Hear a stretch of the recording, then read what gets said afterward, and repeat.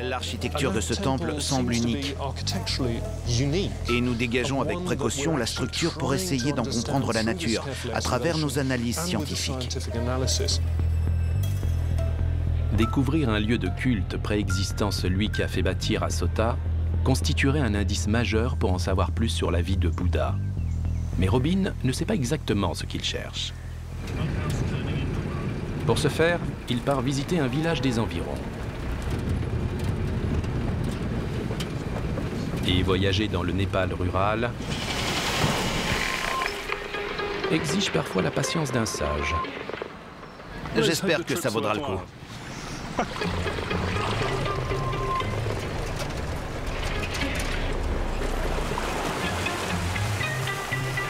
Ça rend le lieu où je me rends encore plus intéressant.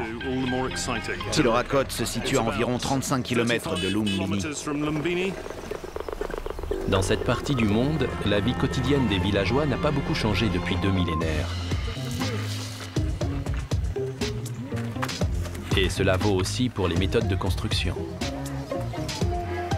Ici, Robin a l'occasion d'examiner de près des bâtiments très similaires à celui qu'il tente de dégager à Lumbini. Nous sommes au village de Dadihawa et mon but est d'étudier et de comprendre les méthodes de construction des structures traditionnelles locales.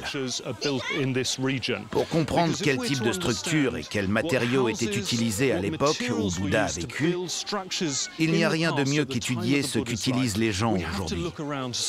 Il y a du bois, de la glaise et de la chaume qui proviennent des alentours. Lorsque nous allons entamer les fouilles archéologiques, tout ce que nous allons trouver, ce seront des traces de fondation. Voici une structure traditionnelle typique de la région. C'est un simple poteau de bois. Celui-ci part en morceaux d'ailleurs et il est planté dans le sol pour soutenir l'édifice. On comprend donc bien que le jour où cette maison aura disparu, tout ce qu'il en restera, ce seront des trous indiquant l'endroit où les poteaux étaient plantés.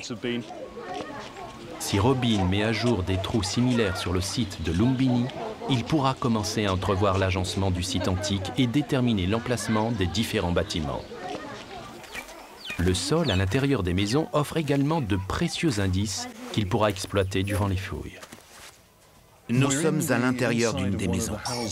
C'est un lieu tellement traditionnel qu'il me permet de me faire une idée assez concrète de ce à quoi pouvait ressembler l'intérieur d'une habitation à l'époque de Bouddha. On retrouve cette structure typique avec de gros poteaux en bois. Quant au sol, il est très fin.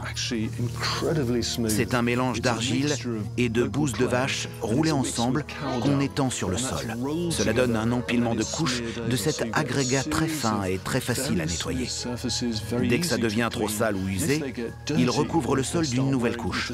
Dans chacune de ces maisons, on retrouve donc ce parterre constitué de plusieurs strates du même matériau. Si nous rencontrons ce type de stratification spécifique, ainsi que des trous signalant l'emplacement des poteaux soutenant les murs, ça nous indiquera que nous sommes en train de fouiller l'intérieur d'un bâtiment et non l'extérieur. Si Robin et son équipe venaient à mettre à jour ce genre d'indices sur le site entourant le temple sacré de Lumbini, il aurait la preuve que l'endroit a joué un rôle historique majeur. La présence d'habitations anciennes pourrait signifier que des moines et des pèlerins y séjournaient il y a des milliers d'années de cela.